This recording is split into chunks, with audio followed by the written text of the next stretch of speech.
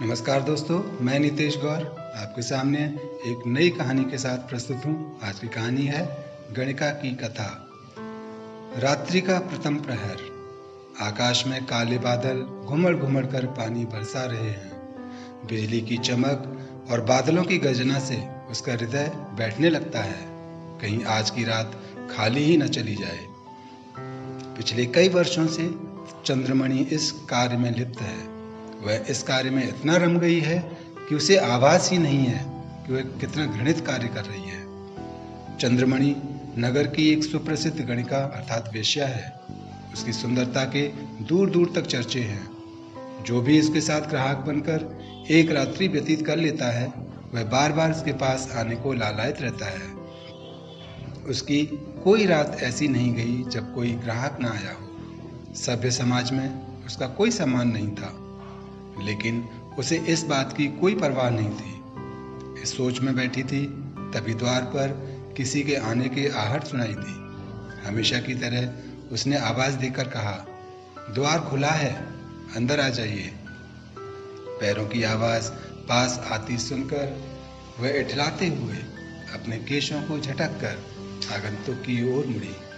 सामने एक युवा साधु को देखकर चकित रह गई। साधु के मुखमंडल पर तेज झलक रहा था तथा उसने अपने वस्त्रों में एक तोता छुपाकर पकड़ा हुआ था। चंद्रमणि ने प्रणाम किया और बोली, आज तो इस गणिका के भाग्य खुल गए, जो आज एक सन्यासी की सेवा करने का अवसर प्राप्त हुआ। साधु बोला, हे देवी, बाहर बहुत तेज वर्षा हो रही है। मैं इस नगर में नया हूँ। नगर के सभी घरों के द्वार बंद हैं। केवल आपके घर का द्वार खुला देखकर मैं अंदर आ गया।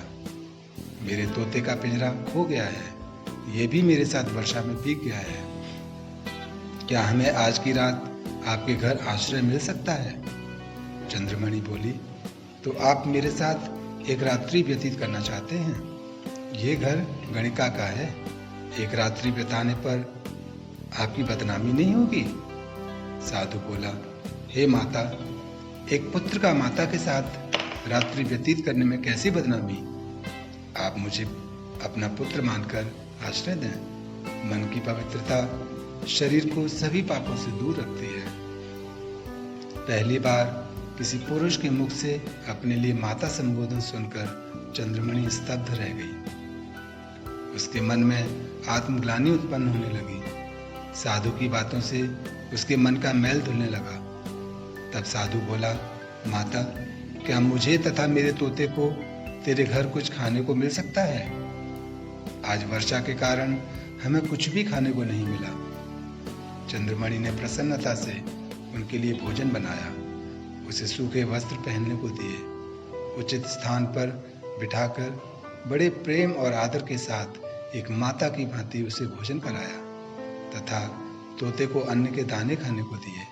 तत्पश्चात वह बोली, हे महात्मन, आज मुझ नीच व अधम के घर भोजन करके आपने मेरा मान बढ़ाया है।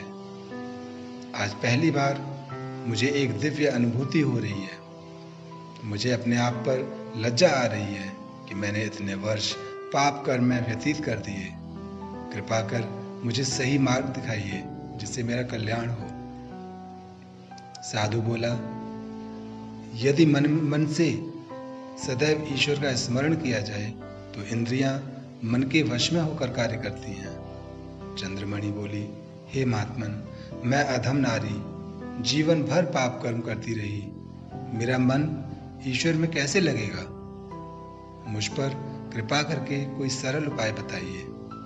साधु मुस्कुराया और चुप हो गया। दोनों के बीच चर्चा इतनी लंबी चली कि कब सवेरा हो गया पता ही नहीं चला। वर्षा भी बंद हो चुकी थी। साधु प्रस्थान करने के लिए तैयार हो गया। तभी चंद्रमणि ने कहा, महात्मन, कुछ तो तरीका बताते जाइए जिससे मैं पापों से मुक्त हो सकूं। साधु बोला, हे माता, मेरा ये तोता बड़ा बुद्धू है। तू इसे राम नाम बोलना सिखा दे, तेरा कल्याण हो। चंद्रमणि ने सहर्ष तोता ले लिया और साधु को विदा किया। उसने तोते को सोने के पिंजरे में रखा और हर समय राम राम बोलने लगी। उसके कई बार राम राम बोलने पर तोता कहीं एक बार राम बोलता था। ऐसा करते रहने से चंद्रमणि को बहुत अच्छा लगने लगा। इस प्रकार वह अधिक से अधिक समय तोते को राम राम बोलना सिखाने में लग गई। एक समय बाद उसका मन विषयवृत्ति से दूर हटने लगा। राम नाम उसके लिए एक मंत्र बन गया। जब उसका अंत समय आया तो उसकी सद्गति हुई और उसको परमधाम की प्राप्ति हुई। दोस्तों, राम नाम की महिमा अनंत है। जो उसका स्मरण करता है वह भवसागर से पार हो जाता है। गोस्वामी तुलसीदास ने भी कहा है, कलियुग केवल नाम धारा, सुमिर सुमिर नर उतरे पारा। दोस्तों, आपको मेरी कहानी पसंद आई हो तो लाइक अवश्य करें और सब्सक्राइब करें।